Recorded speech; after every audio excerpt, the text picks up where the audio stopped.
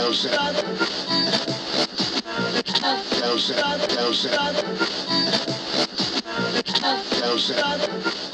is the ATI Podcast.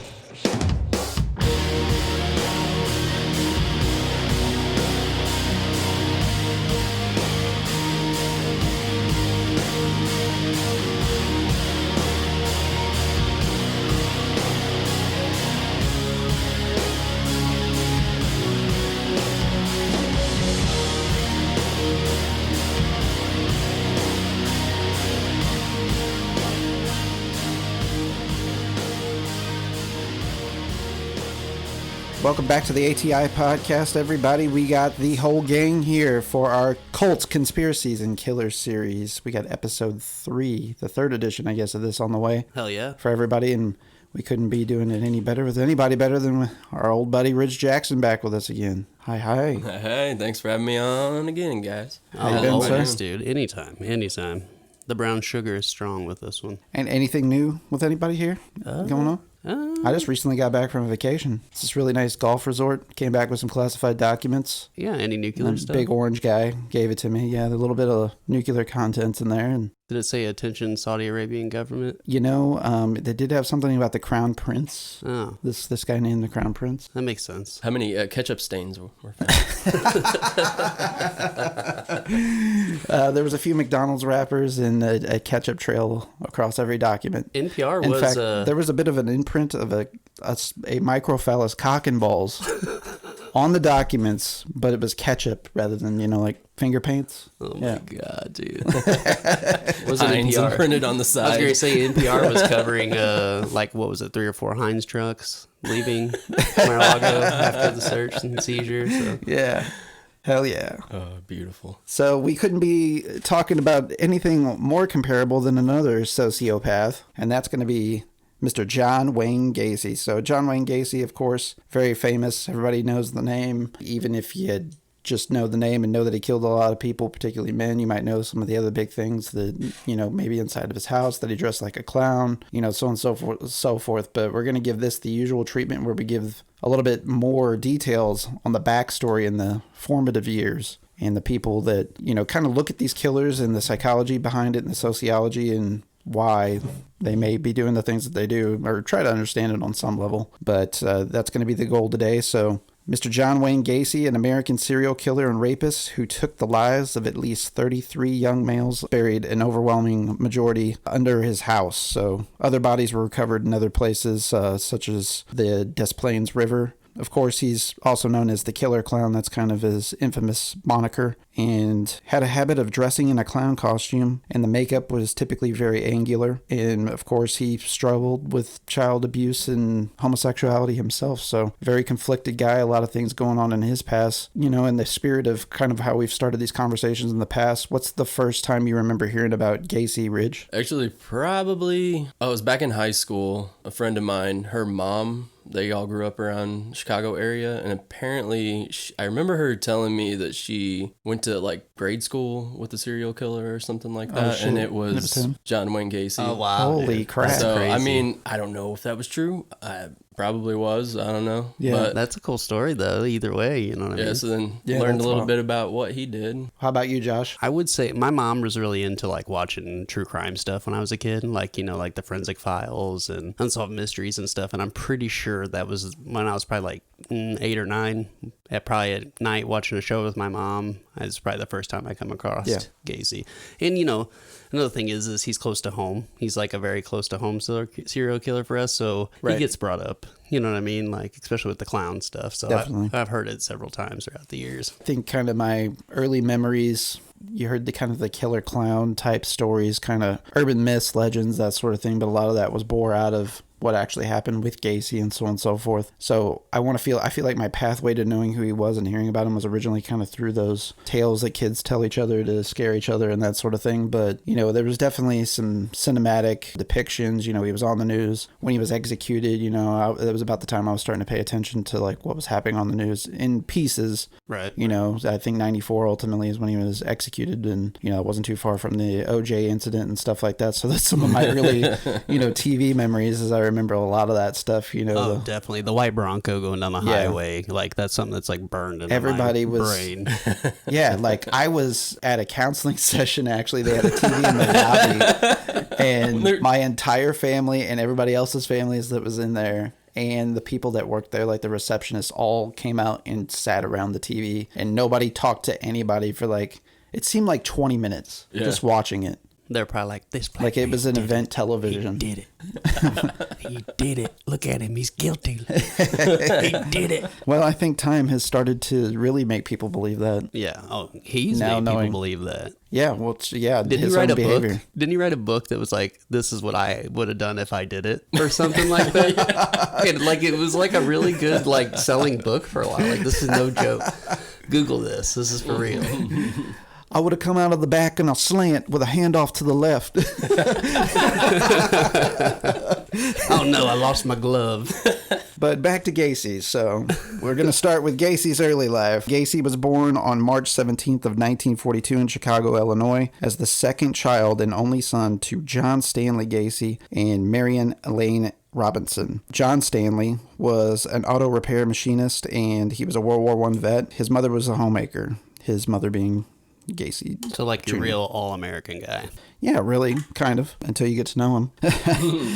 So Gacy was of Polish and Danish ancestry. His family was Catholic, and his grandparents actually immigrated to the United States from Poland, so he was not that far removed from his family, his lineage, you know, coming from other countries. So Gacy was close to his mother in particular and his two sisters, but he had a complicated relationship with his father, John Stanley. He was an alcoholic who physically was abusive with him and other members of his family. His father also belittled him, calling him dumb and stupid routinely, and openly favored John's sisters over him. So one of Gacy's earliest memories actually was of his father beating him with a leather belt for accidentally disarranging components of a car engine that he had previously assembled. Gacy's mother tried to shield her son from the father's attacks and his abuse, which only resulted in accusations that he was a sissy and a mama's boy and would probably grow up queer. So right, all-American guy, right? Like the all-American dad for that time.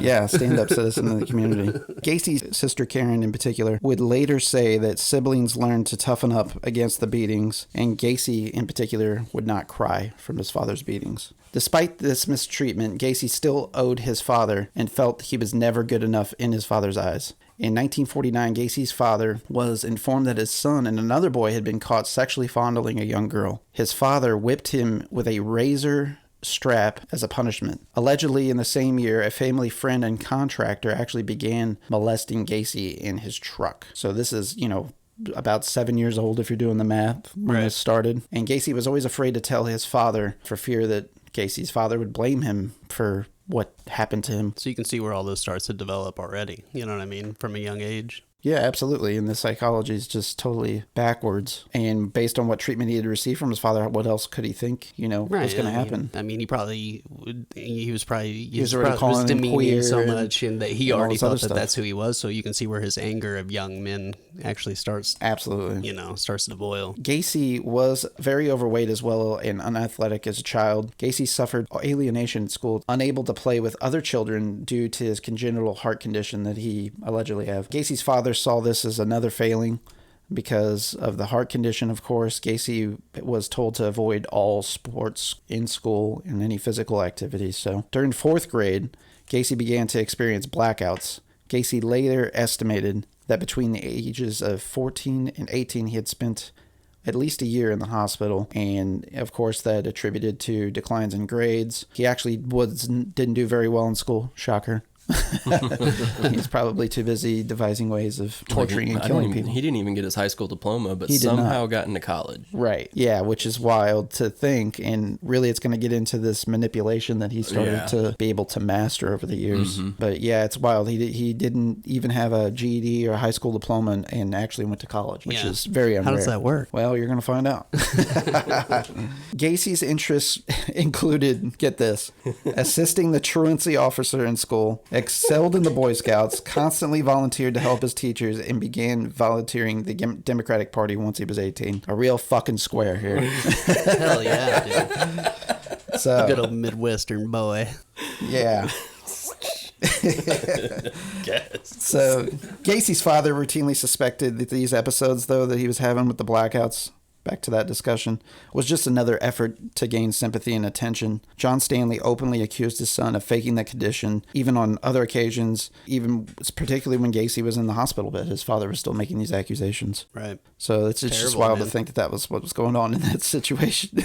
Gacy's medical conditions were never conclusively diagnosed either. But as you go on to get to know Gacy as the character, we're laying this groundwork now, he began to be quite the storyteller as well. And even Good some of the talker. officers and Right, folks yeah. that interviewed him had speculated that, even his own lawyer speculated that maybe he even made things up at that time. That's where his, you know. But he could sell it. Right. You know what I mean? Exactly. Yeah. And so, you know, a lot with these serial killers too, you see a dissociation where they start to create other personalities, events, moments. This could be kind of those early machinations too, really. Right. Through all the domestic unrest, Gacy too realized that he was attracted to men and started to experience some great turmoil over his sexuality. Right. One interesting thing about Gacy is he never identified as a homosexual. He had to be known as bi, which is kind of weird. It kind of goes into the... So when we went back and talked about Jim Jones in particular, it was everybody else in the world was gay. Except for him. Yeah, except for him. Well, and it goes back to psychologically too, though. Like,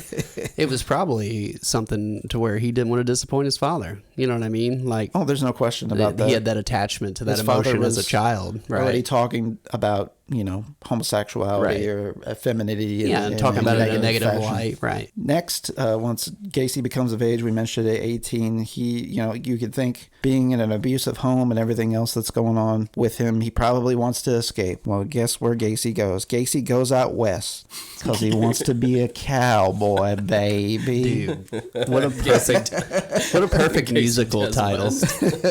Dude, we need to write a musical called Gacy Goes West. Yeah. And the opening scene will be Kid Rock's Cowboy Baby. Yeah, absolutely. We'll do it in the vein of The Devil's Rejects. You guys have like the triangle pogo eyes or whatever. Yeah. Oh my God. But they got to yes. be burnt. The tips, the points of the Yeah. triangles need to be burnt with cigarette. And then chloroform burn around the mouth. Yeah, little chloroform. Yeah, Really absolutely. sell that to Rob Zombie. Damn, he hears this. He's gonna probably fucking steal it. Royalties, bitch. You better pay up. Yeah, copyright, Lewis Incorporated. As soon as Gacy was old enough and had the means to drive out west, he went to Las Vegas, where he worked as a mortuary attendant. Well, Here we there go you again. go. We're starting to get that experience with the dead now. Fascination with death and dying. Now, stories about this time and what took place out there, you have to consider what we're about to tell you is literally words from Gacy's mouth. So as you get to know Gacy, there's probably more to this story than what he admitted to. Whenever Gacy had started to work there at the moratorium in particular, he becomes acclimated to handling dead bodies and refining his skills for post-mortem activities. At one point, Gacy cradles and caresses the body of a dead young boy. Dung boy. It crawls up onto the table, laying next to the deceased, caressing his body. God, dude, I'm getting so many good ideas for Gacy Goes West, right? The incident shakes Gacy so bad that he calls his mother and asks if his abusive father will welcome him back home. Something about that fondling a dead body of a beautiful boy makes you want to go back home to mommy and your abusive father. Yeah, the psychology's definitely off. Once Gacy returns home, he enrolls in Northwestern Business College with no GED somehow and graduates in 1963.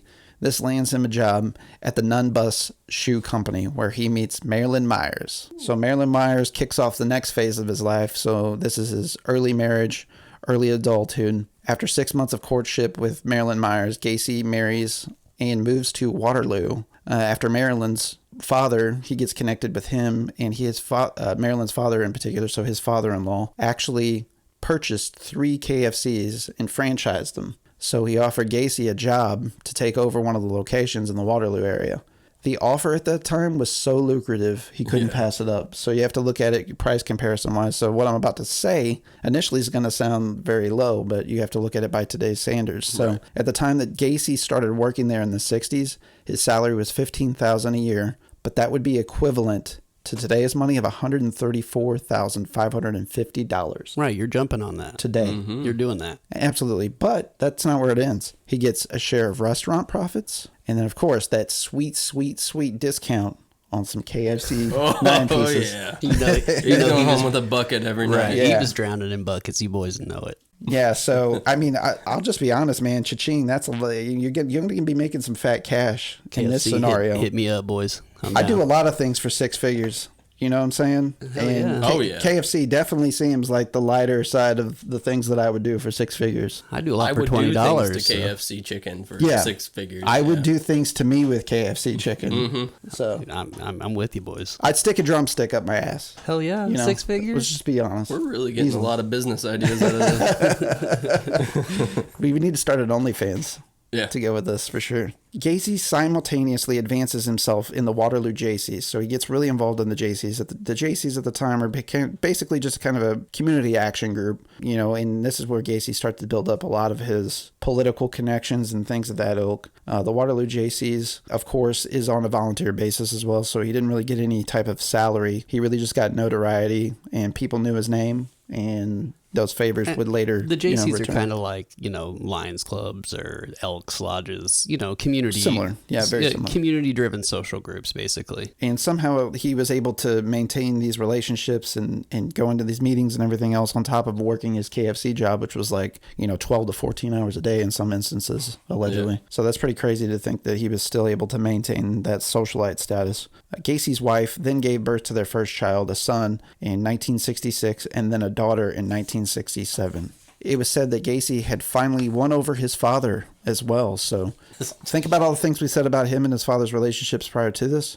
Gacy actually, supposedly according to him, again in prison in interviews, said that his father at this point actually came up, told him that he was proud of him, and shook his hand. Ooh. Which is crazy to think that that happened knowing the relationship up to that point. Right. But, maybe because he saw the success that he was making a lot of money, had a family. Role in the community. You know what I mean? For sure. A kid who didn't show ambition otherwise, whether he actually had a medical condition or not, that's up for debate. But it's interesting to point out, too, back on that medical condition topic, he was never officially diagnosed with anything as well. No. So that's the part of the speculation years later, too, that people believe that it was all made up.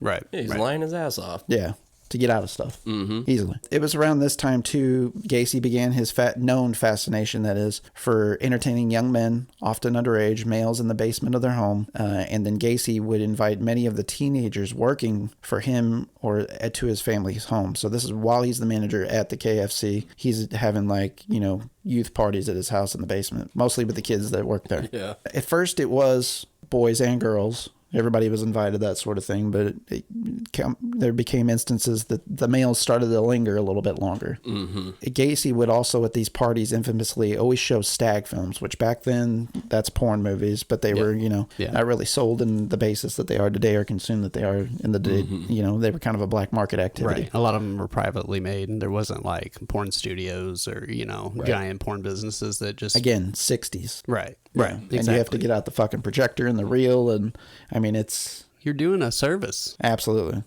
It's a job. Service that goes terribly wrong at the end. So this is where Gacy gets into his first known and official and charged and that sort of thing, sexual assault. In August of 1967, Gacy assaulted 15-year-old Donald Voorhees while his wife was in the hospital giving birth to their second child. This 15-year-old that he molested was actually the son of a fellow JC member. Gacy lured Voorhees into his house with the promise of showing him a heterosexual stag film, regularly played at JC events. So, hey, it's nothing out of the normal. Yeah. We're just going to do what we do normally at these gatherings. JC plied Voorhees with alcohol, allowing him to watch the stag movies, then persuaded him to engage in a mutual oral sex. adding, "You have to have sex with a man before you have sex with a woman." No word if he, in fact, was finger licking good, though. Did he compare to the buckets? I don't know if he was original recipe, extra crispy. Ooh. Yeah, so no word on that. Over the following months, it's believed Gacy similarly abused several other of the youths, including one whom he encouraged to have sex with his own wife before blackmailing him into performing oral sex on him in particular. Gacy tricked several teenagers into believing that he was commissioned to conduct homosexual experiments with interests in scientific research and paid them up to $50 each. So basically prostituting Yes. teenagers. Exactly. Like, without consent. Yeah. Right, without consent. Exactly. Without consent, with consent. though. Yeah. It's in a very roundabout way. Oh, man, he's fucking weirdo. Yeah. Right. So in March 1968, Voorhees finally told his father that Gacy had sexually assaulted him. Voorhees Sr. immediately informed the police, who arrested Gacy and subsequently charged him with performing oral sodomy on Voorhees and the attempted assault of a 16-year-old boy, Edward Lynch.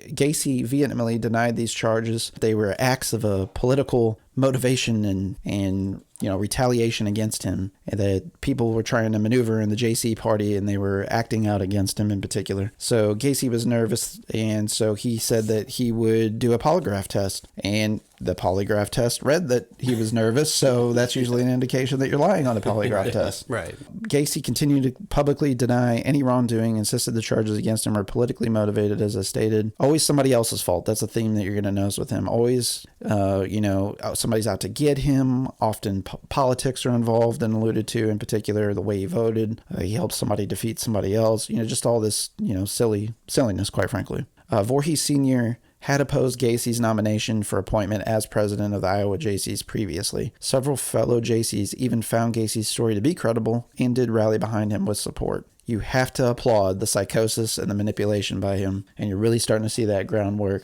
manifest itself very quickly. So on August 30th of 1968, Gacy persuaded one of his employees, an 18-year-old Russell Schroer, to physically assault Voorhees to discourage the boy from testifying against him in court. Gacy promised to pay Schroer $300. Schroer agreed, and in early September of 68, lured Voorhees to an isolated park, sprayed mace in his eyes, then beat him. Jesus. Oh, Yeah. my God. Voorhees escaped and reported the assault to the police, identifying Schroer as his attacker. They arrested Schroer the following day.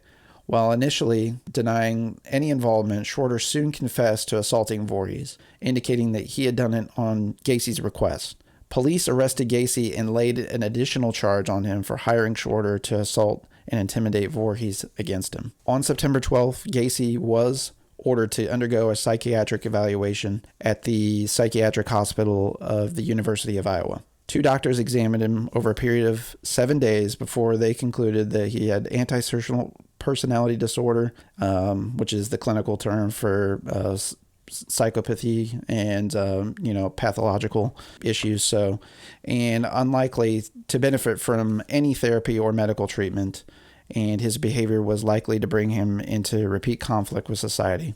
So this is an actual section of the report detailing Gacy's 1968 psychiatric evaluation. This is a quote from the doctors. The most striking aspect of the test results is that the patient's total denial of responsibility for everything that has happened to him. He can produce an alibi for everything. He presents himself as the victim of circumstances and blames other people who are out to get him. The patient attempts to assure a sympathetic response by depicting himself as being at the mercy of a hostile environment. The doctors concluded that he was mentally competent to actually stand trial. So that was very important in all of that. That was his way out. Right. He was trying to angle himself into something. But back then they were even more harsh with those type of decisions. So on May 10th of 1968, Gacy was indicted on the sodomy charge. Gacy was convicted of sodomy of a teenage boy in Waterloo, Iowa, in 1968 and was sentenced to 10 years in prison.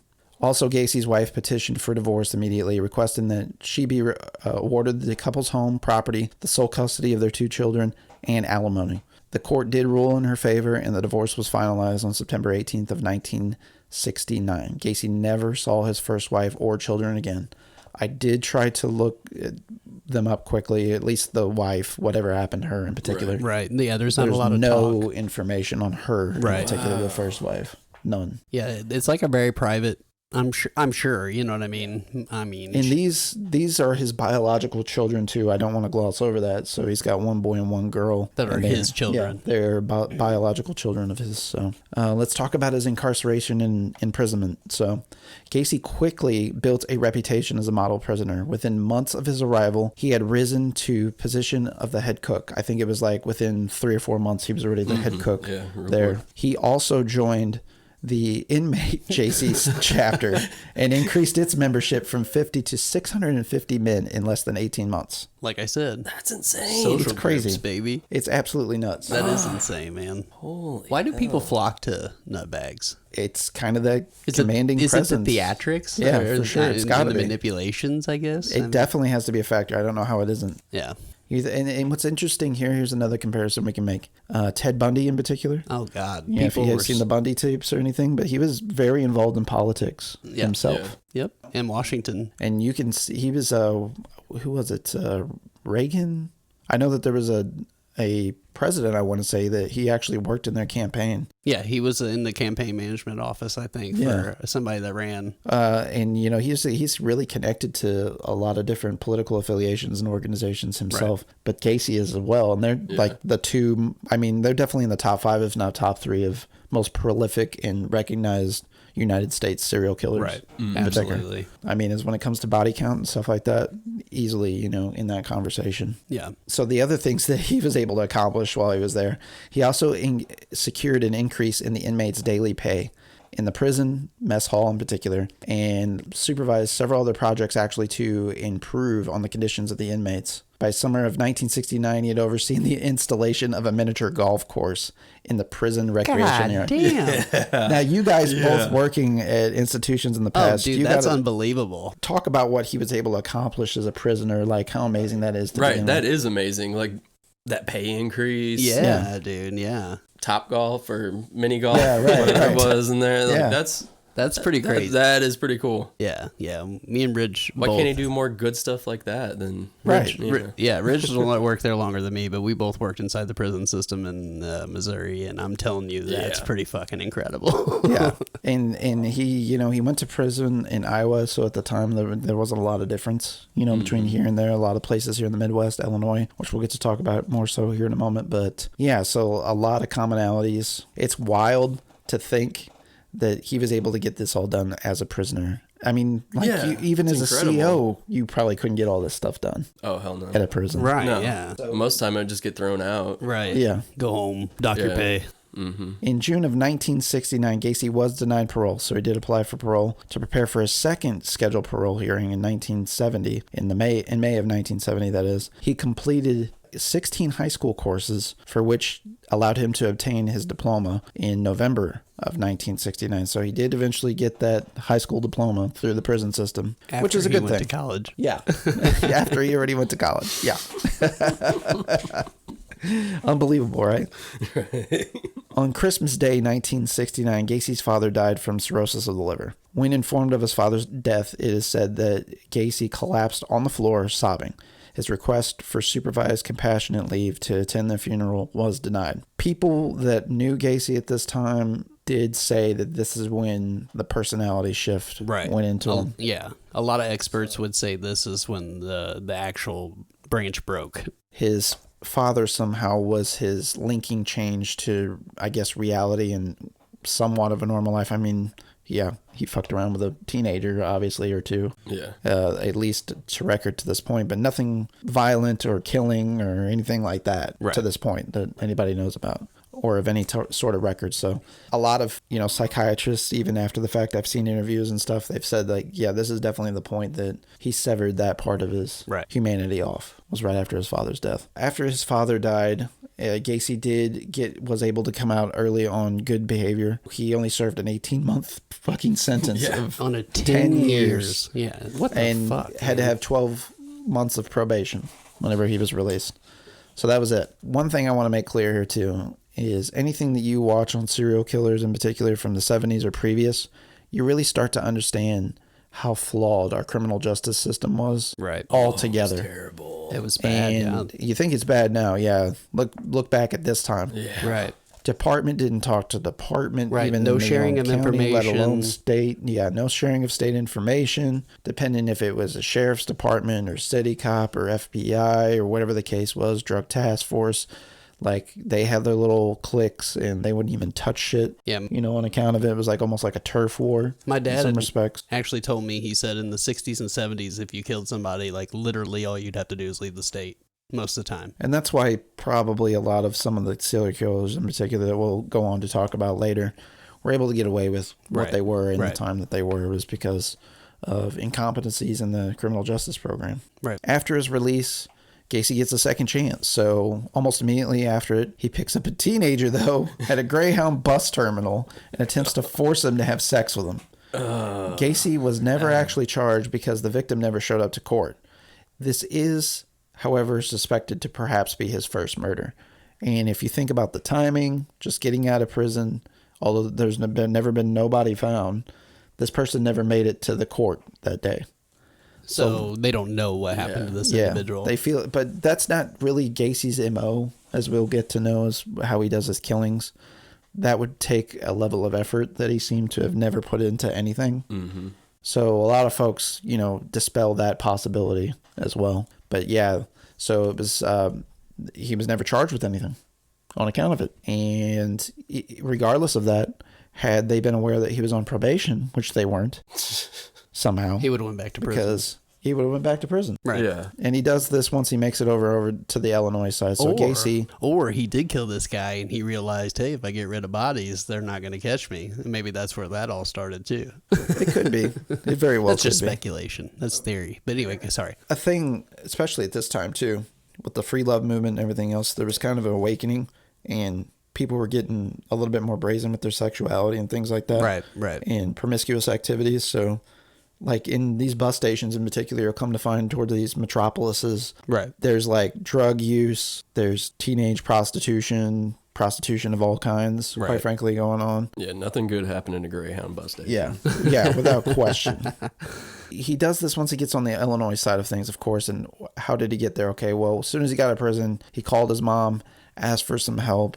His mom, who's of course still alive, his father's the one who passed, helps him actually purchase a home, a ranch-style home in Des Plaines, Illinois. And this is a suburb of Chicago, so this is the infamous house that all the business goes down in. Mm-hmm. So he bought this house as soon as he got out of prison and never left until he got back in prison again. Had to go back to the second home. Yeah.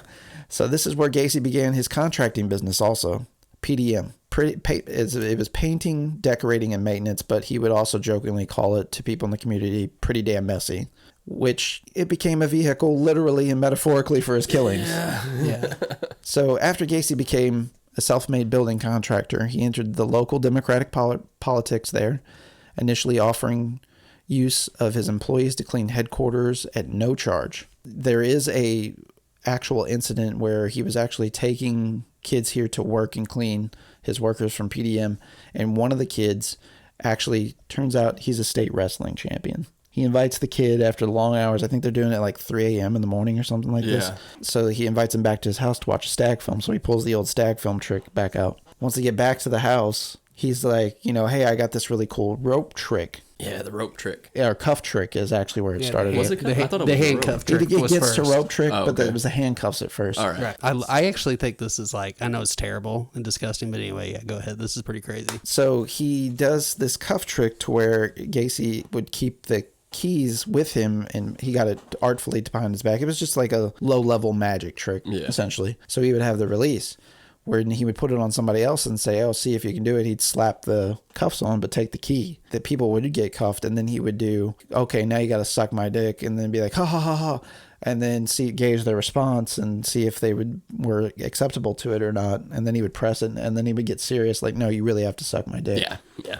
to get these off, and so things would progress beyond that. Well, he did it with this kid that he took back on this occasion, the wrestling champion, and the wrong kid, motherfucker. Yeah, he goes to try and lock in the kid's other arm, and he wrestles the guy down, and he's like, "Oh, haha, that's real fun." Gacy says to the kid, like, "Yo, you're the only person," and he wrestled him down well enough that he put the cuffs on Gacy, and Gacy was cuffed up in the floor of his home. Yeah. He was like, "Oh, that's funny. You're the first person that ever got me."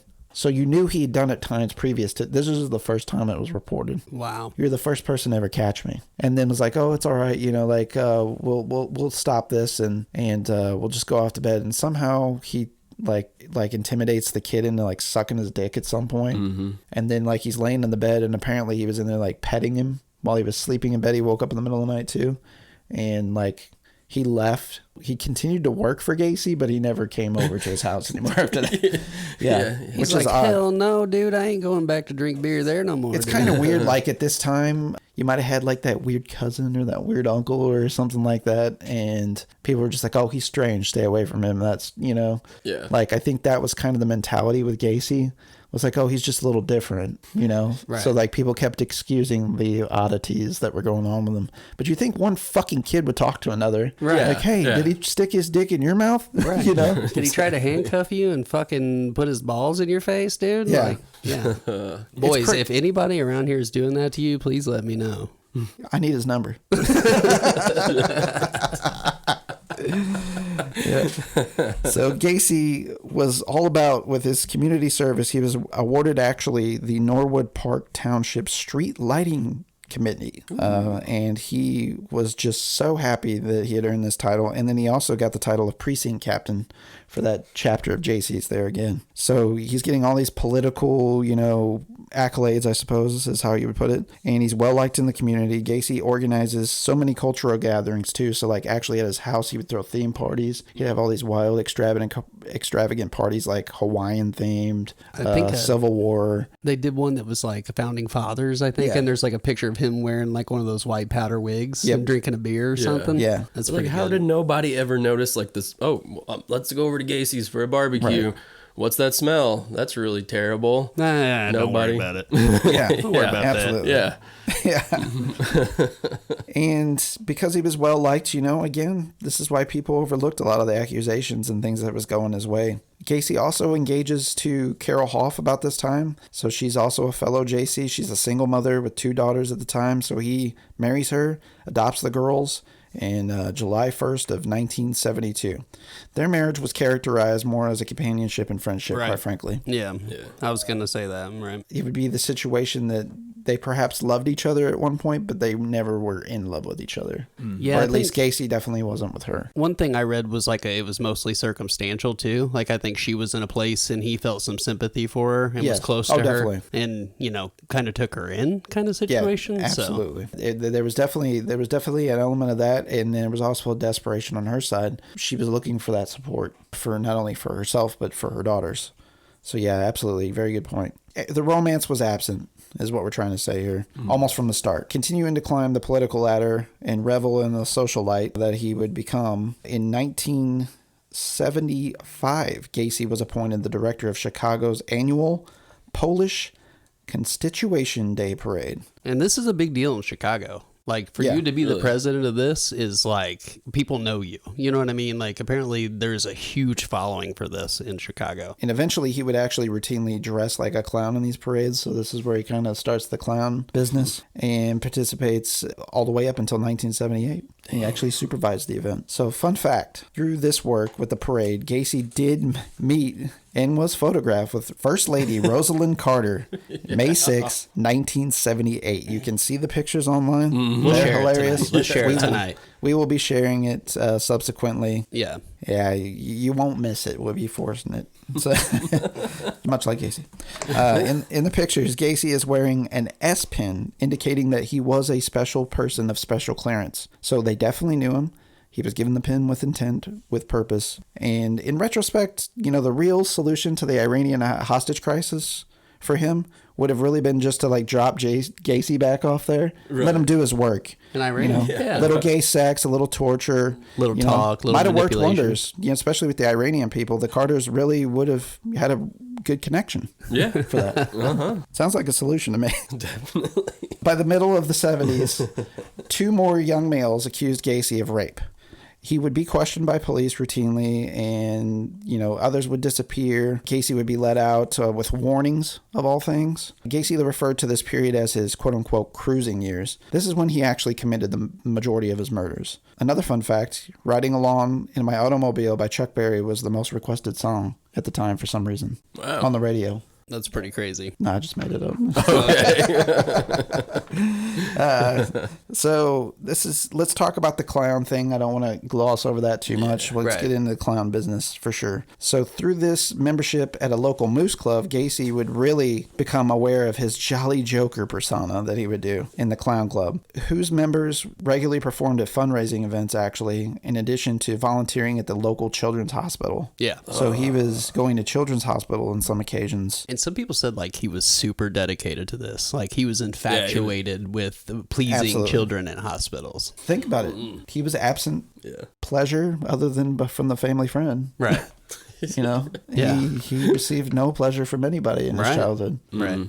So he's probably trying to make up for that or live vicariously through these young children that he was seeing in the hospital. And it is, it's important to point out, I feel like, even though it's kind of obvious by, laws of subtraction, I suppose is how I'd put it. But Gacy is not known to have messed with girls. No, it was strictly underage male. girls in particular. Oh, yeah, that was the safest place to have a child, a girl. Yeah. And I think that, looking at the ages of the Gacy victims, which I actually have a list of and we'll get into, none of them were under 15, I believe. So not to say there's an acceptable age, but again, if he's doing this at children's hospitals, I don't know that those sorts of things that Gacy was known. He wouldn't be participating in that stuff at the children's hospital. So maybe some deaths at the children's hospital, but doesn't seem to be the case. Yeah. In 1975, Gacy did join the Clown Club, and this is where he started to develop the Pogo the Clown character and Patches the Clown, devising his own makeup and own costumes for both characters. One was a happy clown, so that was Pogo, and Patches was the more serious character. One interesting thing about the clown stuff with Gacy is the makeup. If you look at pictures of all the makeup, traditional crowns are rounded edges, they're not really angular in any way, the shapes and the makeup.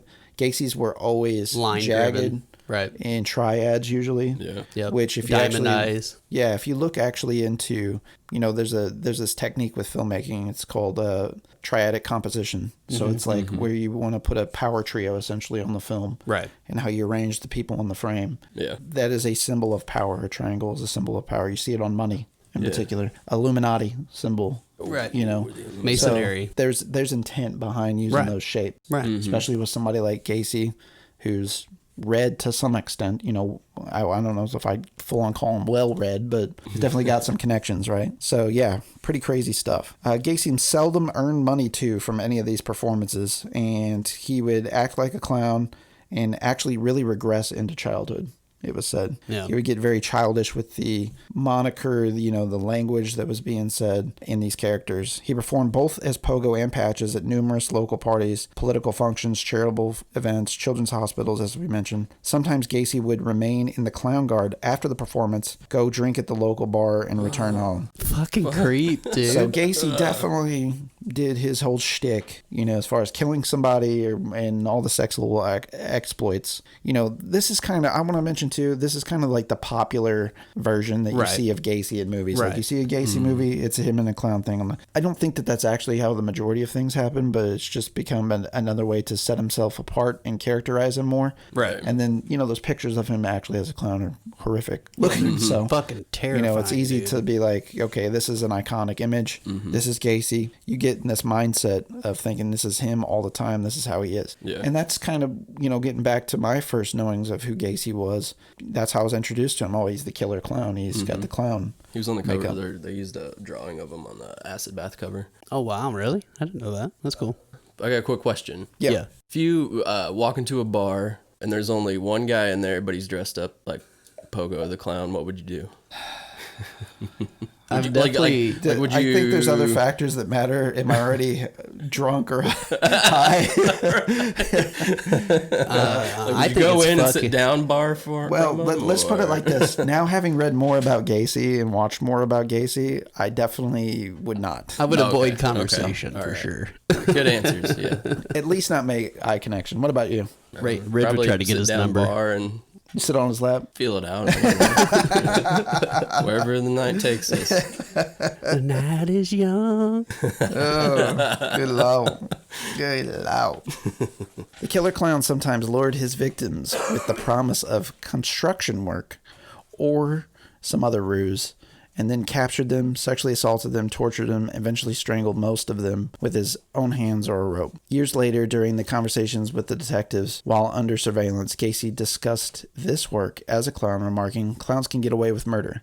Also, a lot of family friends I had read too had mentioned, or neighbors, that he had said that phrase quite a few different times, so pretty consistent. Gacy's first killing of record, Tommy McCoy, a drifter boy, wooed by Gacy and a little bit of reefer. When they went to bed together at Gacy's home, Gacy wakes up, he sees McCoy with a knife, freaks out, stabs Tommy to death, and coincidentally creams his jeans. Or lack thereof. I'm not really sure if he was wearing jeans, but he definitely came. I just see him wearing a fucking tank top tucked into his whitey tighties. Yeah, definitely. I could definitely, that's a good image for sure. Anyway, go ahead. After doing so, Gacy realized afterward that Tommy had actually just been up making him breakfast, had a table set for two. There was even eggs frying. Man. Dude, he was into him. What the fuck? He was actually into him. That could have been true love. Yeah. Funny enough, this is going on, I believe, his wife is at a New Year's party. He's still married. His wife is at the New Year's parties. And he freaks out, of course. He didn't know what to do. He sat on the guy's chest and, stabbed him repeatedly in the chest. And he realized afterwards that Tommy was making him breakfast. And so, he panicked and just threw him in the crawl space of the home. Mm-hmm. So this is where the crawl space part stuff kind of starts, too, of course. Gacy's second marriage is coincidentally starting to fail. 2 years into their marriage, they already weren't having sex with each other. They basically called that off. Things were very strained. Gacy would disappear most of the night, so this is his cruising nights. Spent a lot of time in his garage. He ended up finishing out his garage. There was lighting in his garage, a lot of mattresses inside of his garage, just very oddly arranged. Mm-hmm. And this is where, he would have his little after work parties and so on with a lot of the young boys he was inviting in there in particular. In Conversations with a Killer, the Wayne Gacy tapes, you do hear often that young men had visited him there. Yeah. It was. Yeah, the garage was not only was it known by his wife, but it was known by the community. Right. Nobody thought much of it, which is odd to begin with. How not? How could you not think that's strange? Yeah, I don't know. Additionally, in the Gacy interview tapes on Netflix's Gacy tapes, he claimed to have told Hoff that he was bisexual, but Hoff thought he was joking. So that's his last wife, I should say. One day, Hoff found porno magazines featuring naked men and wallets belonging to other young men, and eventually confronted her husband about where he had been the night before and what's going on with their non-existent sex life. You think that's not self-explanatory at this point? Told you he was bisexual. I got gay mags around, gay men's things at the house. Yeah. Or men's things, I should say. It should be pretty telling. On one of the tapes, you did hear his wife say, or Gacy explained that his wife was accusing him, why do you have these young boys working for you all the time and like this? And why do you hang out with them like this? Was I to do something with the boys? I said no, and I was being accused of it all the time, so I just finally said, fuck it. If you're going to accuse me of so goddamn much, might as well go out and do it, which I did. So there's another admittance by Gacy on tape at some point. Seen in archival media footage in the Gacy tapes, Hoff does recall thinking Gacy was sexually dysfunctional with women in particular. This is a direct quote. He wouldn't have much to do with me. He hardly had any sex, and he found it very difficult to have anything to do with me. As for his relationship with men, Hoff said, I was aware of what he was doing. He just felt he was going more for the men and not for the women because he could not function with a woman. Right. He wasn't sexually aroused by a woman. Right. The killing that Gacy finally gets caught. And it's not, we're not going to leave things there, but it's important in the timeline because this is where he starts to be surveillanced around the clock. They're getting a lot of reports about a guy named John picking up boys. The police sketches are looking exactly like Gacy. They even arrested him at one point and brought him in and just held him temporary. Yeah, and Gacy. Yeah, and they just let him go. Another occasion, they arrest him, bring him down to the station, and he calls one of his political I think he's like a city assistant prosecuting attorney in another county or whatever. He calls and he gets him released because of his political connections, all that stuff. So he keeps getting out, nothing going on. And again, no attempt in looking into his background. Well, eventually, because of the frequency of things going on, they did eventually look into his background. Where did he come from? They found out that he was actually accused of things within his window of probation as well that they should have charged him with, but they can't because it's outside of the lines now. And they really start to put the clamps on him. So Gacy would, while he was being surveillanced, invite police officers into his home.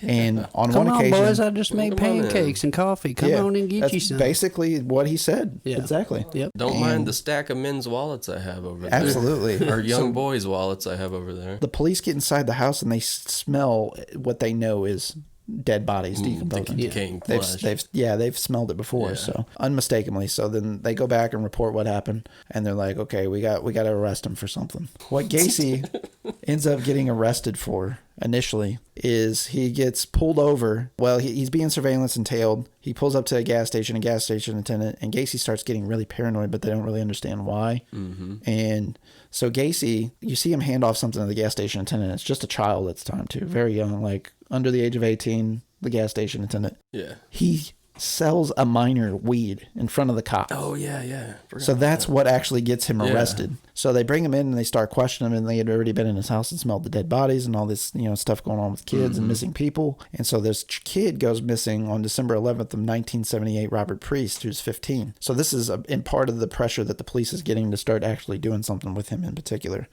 It's reported to police that the boy was last seen, this being Priest, by his mother at the drugstore where he had worked before, and said he was headed to meet a potential contractor for a contractor's job. So he actually told this to the girl he worked with as he was leaving. His mother didn't even know because his mother showed up to pick him up like normally, and she says, okay, well, where is Robert at? And the girl worked and told her. 10 days later, the police searched Gacy's house in Norwood Park, Illinois, uncover evidence that he's involved in multiple crimes. He has IDs of missing people. He has wallets for missing people, school IDs, driver's license, just various things, identifying markers. And oddly enough, a ticket corresponding with Robert Priest's photo reel that he had developed at the pharmacy he worked at.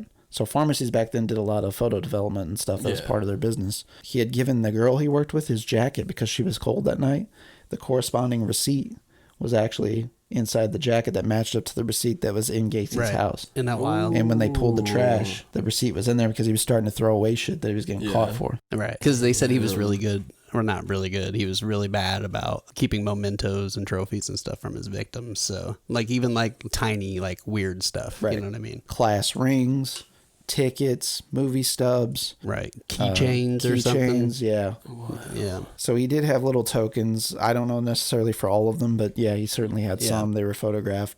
So the police get a warrant to search his house. So it kind of starts out the evidence that they find gay porn, books about psychoanalysis, things about homosexuality, themes about investigating homosexuality, things about manipulation. They find dildos in various sizes and makes. They find all kinds of stuff. So a lot of paraphernalia. They find his stack film reels. One of them dildos was fucking huge. I seen a crime scene photo. Yeah, it was massive. It looked like it was the size of a plunger. Gacy, all in all, they go to start looking under the crawl space, and then they find the remains of a few bodies at first, and they're starting to notice, okay, we got a human trench here once they get down far enough of remains, and they pulled a body out relatively intact at one point. Ultimately, they find 26 bodies just in the crawl space alone under Gacy's house. Jesus Christ. Yeah. And another crazy story about that is I think he hired one young man to do some leveling in his he went down there and realized the dude was digging in the wrong corner of the basement and freaked because that's where all the bodies were buried. Yes. And the person that he had do that work that you mentioned also had come back and the hole was already filled with concrete, which is what he was supposed to do. Right. Gacy had already filled it. Yeah. Well, come to find out, they found 3 other bodies around the perimeter of the house. And that was one of the 3 bodies was found below the fire pit that was put in. Yep. Yeah. So he actually poured those remains into the concrete and then put a fire pit on top of it. Jesus. And who knows how many parties he had over that dead body right there. Yeah. Nobody knew it. Right. All in all, Gacy confessed to killing, quote unquote, about 30 people. All in all, Gacy murdered at least 33 young men that we know of. His victims included people he knew and random individuals that he lured into the Chicago Greyhound bus station, Bughouse Square, and simply just people off the streets. He'd promise them a job with the PDM. He'd offer them a drink or drugs. He'd offer them money for sex. Some of those victims he would grab by force, and he would just con into believing him as a policeman. He had a fake sheriff's badge. Yeah. He had a police light. He had an Oldsmobile that he drove that he blacked out. And so, yeah, people thought he was a policeman on a lot of occasions. Gacy usually lured one victim at a time into his house, although more than one occasion, Gacy had done what he called doubles, and that's killed 2 in the same evening. Inside Gacy's home, his usual modus operandi was to ply a youth with drink, drugs, or anybody that he could gain the trust of. Remember, he was really good at manipulation. So right. At this point, he's a master craftsman. Not only has he been practicing his entire life, but he's read quite a bit, well read in that area in particular. So he would often, produce a pair of handcuffs and then say, I'm going to show you a magic trick. Sometimes that part of a clown routine is how he would preface it. He typically cuffed his own hands behind his back, then serendipitously released himself, and then would hide the key between his fingers, and most often not show his victim how he released the handcuffs himself. And then whenever his victim was manacled, they would be unable to free themselves, and then Gacy made an attempt at saying something like, the trick is, since you don't have a key, you got to suck my dick, or something like that. So, and he was like, and that's the handcuff trick. That's the handcuff trick. It's like a bad comedian punchline. It's like, I have a key and you don't. Suck my dick. Suck my dick. That's the trick. So having restrained his victims, Gacy proceeded to rape and torture his captive. He frequently began by sitting on or stabbing them above the chest, and then forcing his victim to suck his dick, quite frankly. Fillet him. And he was a big boy. Oh, yeah. Yeah, Big guy. Yeah. He kind of looked like Randy from Trailer Park Boys, like spitting image. Yeah. Really. Gacy would inflict acts of torture onto these people, burning them with cigars, making them imitate a horse as he sat on their back and pulled upon them makeshift reins that he put around their necks. He would violate them with foreign objects such as dildos, prescription drug bottles, and he would sodomize them in his captive. To immobilize his captives, he would shackle the legs and hands. Gacy frequently would actually even tie them together so they had to stay on all fours. And he was supposedly inspired actually by the Houston mass murders, is where he got this idea. Yeah. He also was known for having verbally taunted many of his victims. And throughout their continued abuse, he would drag several of the victims into the crawl space or have them crawl into his bathroom, where he partly drowned them in the bathtub, and then after reviving them, enabling them to continue his prolonged assault. In instances where the victims had pleaded to be killed, he would just say he was not done torturing them. And Gacy would make a statement to the effect that he would kill them when he wanted to. Right.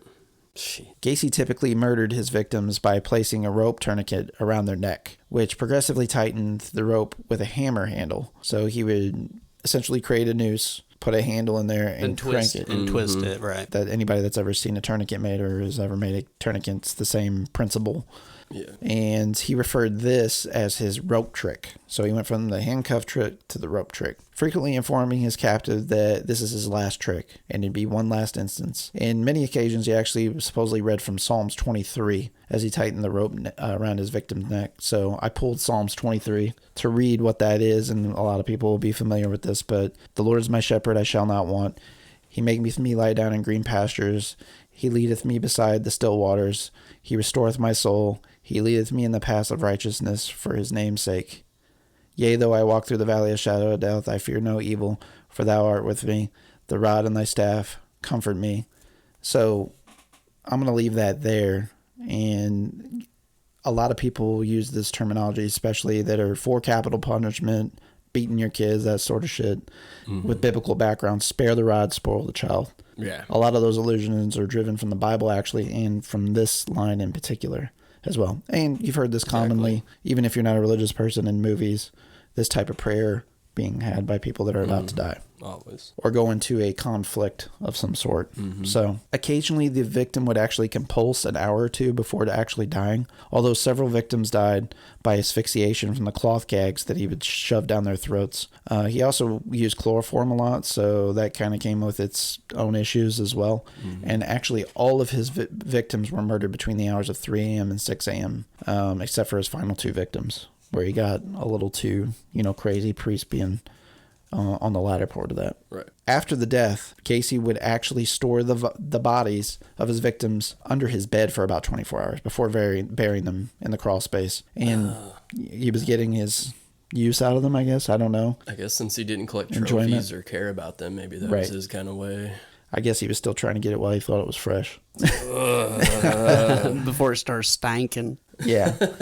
Speaking of stinking and throwing them in the crawl space, he would actually pour quicklime on to decomposing victims. The bodies were actually even taken out in the garbage sometimes and embalmed prior to the burial because of him having that background and knowing how to embalm people. So back from his job in Vegas. So that he literally picked up on all these life experiences, learned something, carried it over. It's crazy to see how he was always laying the groundwork in his life toward this. Everything to facilitate his murders, you know what I mean? So that's where a lot of the speculation is that he actually, started his killings earlier that people just don't know about it as well. Right. The priest murder, of course, ultimately is what led to Gacy's arrest. And it was one of those bodies actually coincidentally that was not found under his home. The 26 in the crawl space, the one surrounding the perimeter of the home. He was not the person in the barbecue pit. Gacy had thrown his body in the Des Plaines River. Yeah. And so actually they didn't even find Robert Priest's body until April 9th of 1979. So a whole year later, they found his body and it was tangled in some roots at the banks of the river is where it was discovered. So I wanted to get into some of his victims, and I'm not going to read the whole list. You can actually go on Wikipedia. The 33 known or thereabouts victims, they actually have the names of all the victims and ages. I just wanted to do a quick scan down this list because earlier I said I didn't think anybody was younger than 15, but there are a couple occasions of 14-year-olds. So Samuel G. Todd Stapleton was a 14-year-old, as well as Michael M. Marino was a 14-year-old. So yes, he did go as young as 14s. Actually, whenever you get on here, you can actually see which body number they are and the count of what they have found. Oddly enough, the murders obviously date from 72 to 78, and they actually have listed where they found the bodies as well. So there's a gentleman called Daryl Julius Sampson. He was 18 actually, so of age on this occasion. He was body 29, and he was actually found in the dining room, so that's one of the few inconsistencies in kind of what his normal modus operandi was. But that was the concrete patch, I think, infamously, that they refer to inside of his house. Yeah. That where they eventually led them into finding some other bodies. So that was a body that actually Gacy gave them in the interrogation.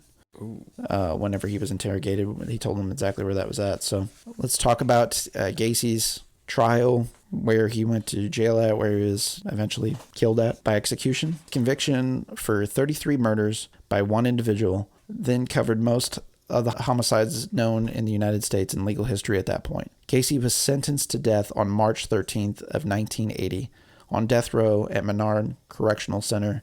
He spent much of his pastime painting. Yeah. Which is not that far from here. Menard Correctional Center. On the morning of May 9th, 1994, Gacy was transferred from the Menard Correctional Center to the Stateville Correctional Center in Crest Hill, so that's where he had his execution. That afternoon, he was allowed a private picnic on the prison grounds with his family. For his last meal, Gacy ordered a bucket of KFC, a dozen fried chicken, a dozen shrimp, French fries, fresh strawberries, and a Diet Coke. I'm going to go out like that. Yeah. No shit, dude. That evening, he observed prayer with a Catholic priest before being escorted to Stateville Execution Chamber and received a lethal injection. But that's not where the story stops. Oh, yeah. He has a brutal execution. Before the execution began, the chemicals that they use to affect the evacuation, solidified unexpectedly. It clogged the IV to the tube, and they weren't able to administer the chemicals into Gacy's arm. This complicated the procedure. Blinds covering the windows so that witnesses could observe were drawn. The execution team replaced the clogged tube, then 10 minutes, and then the blinds were reopened. The execution resumed. The entire procedure took 18 minutes. So that should have been just a matter of moments, and it ended up 18 minutes. Anesthesiologists blamed the problem on prison officials that were inexperienced at conducting an execution. This error apparently led to Illinois adopting an alternative method for lethal injection, actually in particular. On this subject, one prosecutor at Gacy's trial, William Kunkel, so this is the guy who, like, infamously, Kunkel's famous for, he took a piece of the floorboard in Gacy's house at the trial and threw it at the jurors and said... It was actually torn out from the hole, the manhole that they went into the crawl space to find. They actually tore that out of the house because they were demoing the house, like the community made them. And he saved it, and he threw it at the jurors at the trial, slammed it on the table and said, don't respect his life because he didn't respect the life of 26 men that he put inside that hole. That's a Talk powerful... about some fucking theatrics, dude. That's a fucking awesome. powerful That's a power-ass testimony. move, dude. And he went on to say that he's going to get a much easier death than any of his victims. Supposedly, infamously continued that phrasing when interviewed about this. So according to published reports, Gacy was actually diagnosed with psychopathy and did not express any remorse for his crimes. His final statement was made by his lawyer before his execution that killing him would not compensate for others' loss, and the state was murdering him. And then his final spoken words were, "Kiss my ass." Kiss my ass. That's a typical Gacy statement. So May 10th, 1994, death by lethal injection in Statesville Correctional Center. The cases have been reopened on several unidentified bodies of Gacy's victims, so some of them were so decomposed.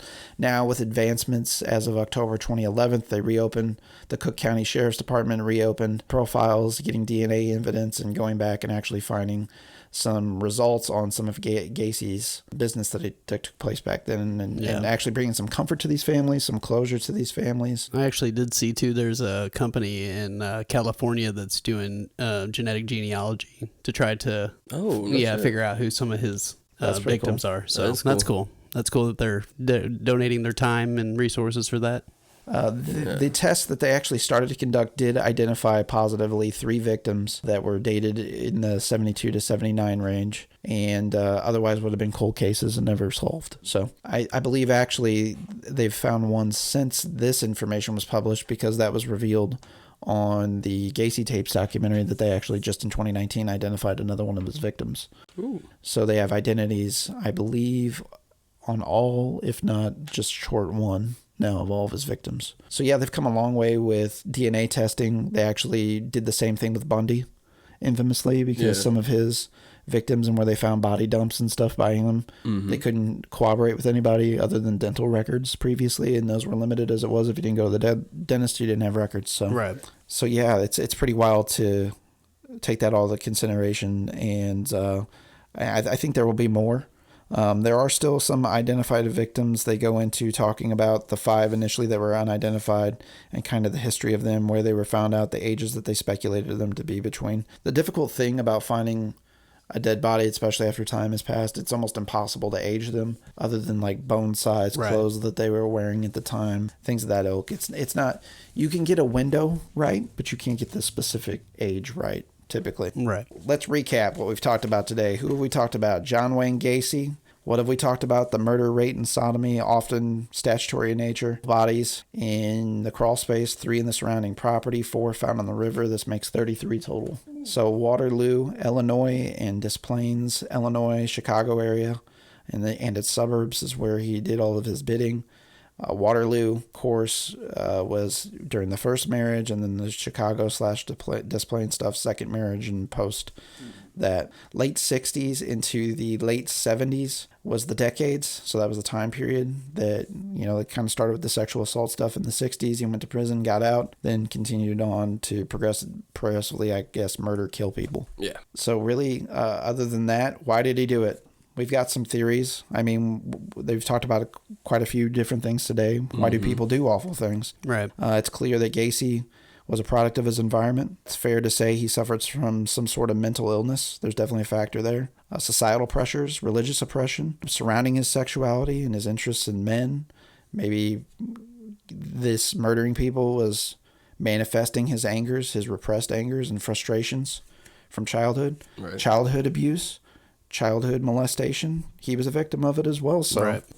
it's hard to say that it's kind of the perfect shitstorm for breeding a serial killer. And Well, there's been a lot of definitely. studies since and, Right. and theories made that, people are born with the capabilities to do so That's as what it I was is. getting ready to say. Like, the question is with serial killers is, how does somebody get to that point to where they're capable of committing those types of crimes? And the thing is like the question is are we all capable of doing that, and our psychosis plays a role in that, or is it just certain individuals? That's the question for me. Like, do we all have this ability deep locked in, hidden within our humanity, and we're just driven to that, or Keyword humanity. Yeah. right? And I think that's where you find a lot with these varying serial killers, the types, is where did they lose their link with humanity? And again, this in Gacy's case, it all goes back to his father dying. Right. Yeah, that broke. Why, of all people, his father? Because his father was the absolute shits to him.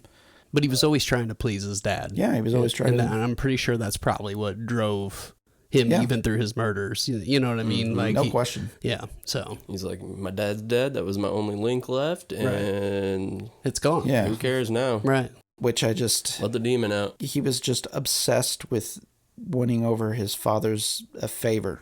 Not even his affections, just his favor. Just his Yeah. favor. Just his good look, like a good eye on him. You know what I mean?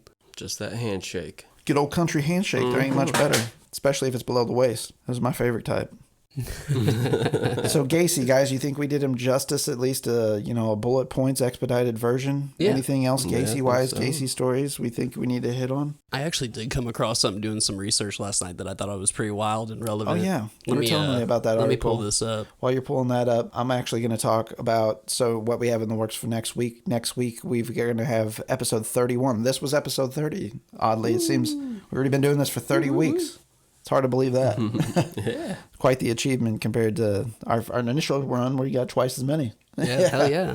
So up next week's going to be episode 31. It's going to be The League, an ATI Podcast Fantasy Football Special. Hell yeah. ATI Podcast Fantasy Football We're Draft drafting. Special. We're drafting live, right? Yeah, Yep. Draft Hell Live. yeah. Tune in for that. That's going to be a lot of fun. Anybody that's in the league that actually wants to take part of that, we're gonna stream it live Yeah. when we record.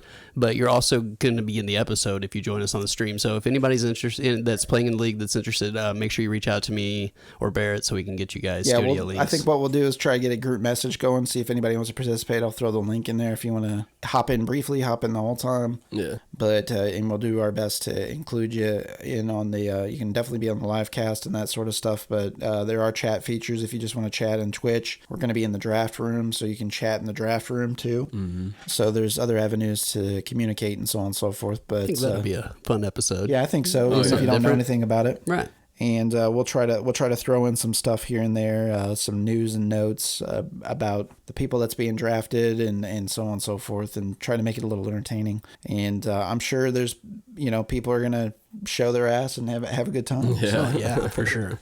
but we've got in the league, we've got Josh, myself, Ridge, Brandon, who you've heard on the show routinely as well, Jake Jackson, who's been our next most frequent in person on the show. Yeah, my brother. Ridge's brother. Yeah, he's going to be in the league with us as well. And then we had some invites, some of Josh's former coworkers and listeners of the show. They listen to the show, so, Yeah, so they were we've- interested. We've got Zach and Mark as well as. Tyler. Tyler. A guy named Tyler Okay. I used to work with. So that's our league. We're doing a league of 8, and we'll be drafting at 7 p.m. sharp next Thursday, which is September 1st. Mm-hmm. And we will be live on Twitch at that time. If you want to watch the live feed, no worries. You can hear us after the fact. And then after that, we're going to be having Slide from Philadelphia. That's the shoegaze band that's on the rise that we've been talking about. They're fucking fantastic. They actually just got filmed by Hate56, and if you follow Hate56 on social media and stuff, kind of the gonzo video shooting of live shows, it's getting very popular. A lot of bands get discovered on their feed, but they do a lot of classic people. Actually, Rage Against the Machine just hired him to tour with them and document their tour. Damn. Badass, Yeah, dude. so he's blowing up, and By the they way, just dude. did a filming at their show last Tuesday at Sludge. They're by fucking 856. Their fucking set right now on their tour is insane. Like the red flash with the big screen in the background and all that. Oh my god, dude, it takes me back to like the Rage. Oh yeah, Yeah, the Rage yeah. shows. Yeah, For sure. Yeah, it looks wild. But yeah, so we're going to be live on Twitch with them on 9/8. So that's 2 weeks from tonight if you're watching this live, and 1 week after the first. So we'll be back 7 p.m. again. Will be the live cast time for them.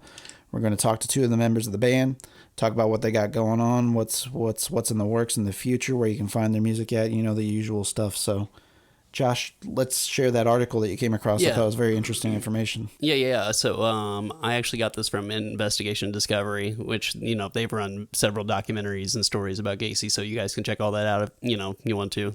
You can download the app on Roku or on your phone or whatever. But anyway, there was a serial killer cult leader that was actually connected to Gacy, and his name was Robin Getch, and he was the leader of a satanic cannibal serial killer cult known as the Chicago Ripper Crew. He actually worked for John Gacy when he was younger. Let's see, let me read the whole thing. It says, after being sentenced to death in 1980, John Wayne Gacy actively studied law at the Menard Constitutional Center in Chester, Illinois. He continued to maintain that at least 28 of the murders had been committed by employees who had keys to his house. That claim seemed implausible until it was revealed later that Gacy had at least one hired handyman, Robert Gash, to work as a subcontractor around his home. Gush, it turned out, was the leader of the Chicago Ripper Crew, a 4-man gang of devil-worshipping sexual sadists who raped, tortured, and cannibalized victims, often prostitutes, that they either picked up off the street or simply grabbed and forced inside the group's vans. The Ripper Crew is suspected of the disappearances of 18 area women through 1981 and 1982. That's wild. So a little killer layover. They call Robert Greisch the son of Gacy. So, yeah. That's pretty wild. So I figured I'd throw that on you boys for a closing. Yeah. Dude, that's killer. So maybe we get on to them. I don't really know much about them, so it kind of makes me interested. I want to look them up. That sounds really wicked. And no relation to Joe Gacy on NXT, by the way. Right. If you guys watch NXT. Actually, I had to ask Barrett. Red, you were here, but I actually had to ask Barrett about that because I was telling him I was doing research, and I was like, "Dude, who's this wrestler that is playing the serial killer card like this?" And I was calling him Jeff Gacy, and he's like, "Are you talking about Joe Gacy?" And I was like, Googled it, and I was like, "Yeah, it's Joe Gacy." Yeah. And I don't really think he looks like him at all anyways. No. They're definitely trying to allude to that whole business. So, hey, guys, don't forget about the merch giveaway that we got going on social media. We are actually, during the draft, going to announce the winners. Yeah, so get you some free shit, man. So subsequently, we will post it on the socials after the draft's over with. But, yeah, so make sure you like, share, and comment. In doing so, tagging a friend on our posts with regard to the merch giveaway. We're going to do it again to get a final push and get some people out there. And, of course, that is the trucker hat with a sticker and button. You can get a stainless steel cup with sticker and button, or you can get a coffee mug with a sticker and a button. So check it out. This is our first initial run of some merch stuff, and we're trying to do some giveaways, get some free merch out to people. So get with the program. Get it. It's all really sweet looking. Yeah, it really all turned out great. So check out Waxing On with RJ. Yeah. He's on the Instagram. And of course, you can find those posts as well on the Facebook community group that we have, ATI Podcast community, where we're sharing a lot of content, not just us, but former guests of the show are sharing stuff and, political happenings in the area. Like the last few posts that I put up, for example, I posted about the silica mining that's going on. Riverfront Times did a piece on that. Which is bullshit. And then also on the recreational cannabis that's coming. Yeah, guys. Yeah. Make sure you study Prop 3, or what is it called? Prop 3. Yep, yeah, Prop 3. Yeah, make sure you study that. And, get out there in November. Let's do this. Yeah, even if you're not a political person, this is a good time to get out. It's beneficial for everybody involved. These taxes, these sales, a lot of these municipalities that are putting taxes on, they have a school tax, they have a fire department tax, so it's actually going to improve infrastructure big time. If you don't think that it's going exponentially, if you don't think it's going to help Missourians, dude, look at what it's doing in Colorado, look at what it's doing in Illinois, look at what it's doing. You know what I mean? They've had it in full effect over 10 years in Colorado. Research it, right?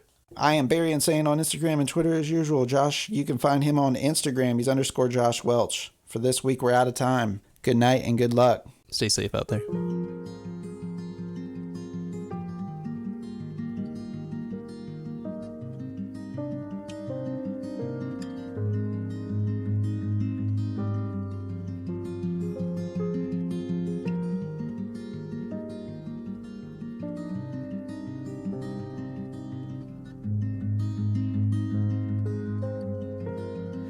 His father was a drinker, and his mother cried in bed. Folding John Wayne's t-shirts when the swing set hit his head. The neighbors, they adored him for his humor and his conversation. Look underneath the house there, find the few living things riding fast in their sleep. Oh, the dead. 27 people, even more. They were boys with their cars, summer jobs. Oh my God.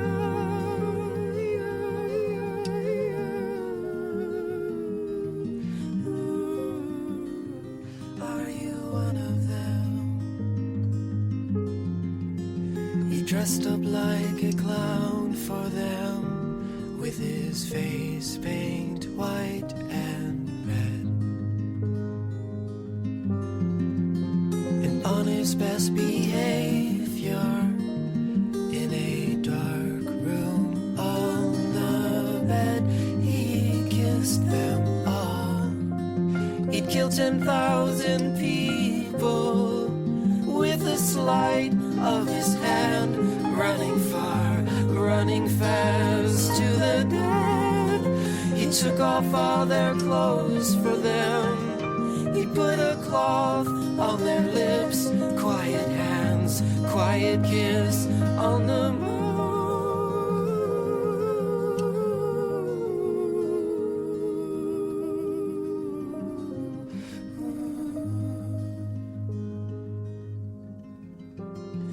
In my best behavior, I am really just like him.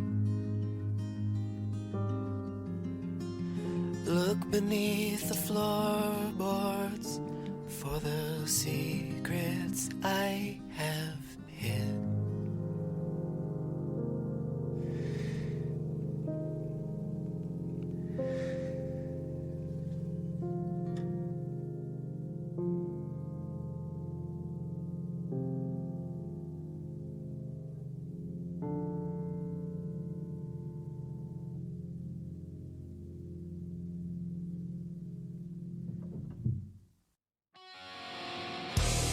This is Barrett from the ATI Podcast. Each week, Josh and I discuss current events, pop culture, music, TV, movies, politics, sports. Nothing is out of bounds. You can also tune in to learn about rising artists, small businesses. Whether it's music, graphic design, filmmaking, or even a brick-and-mortar mom-and-pop shop, we will be spotlighting folks and their endeavors. Listen to us on Spotify, Apple Podcasts, Google Podcasts, Amazon Music, Anchor, or anywhere you enjoy your podcasts. Just search ATI Podcast. We would like to thank you for your continued support, and as always, please stay safe out there.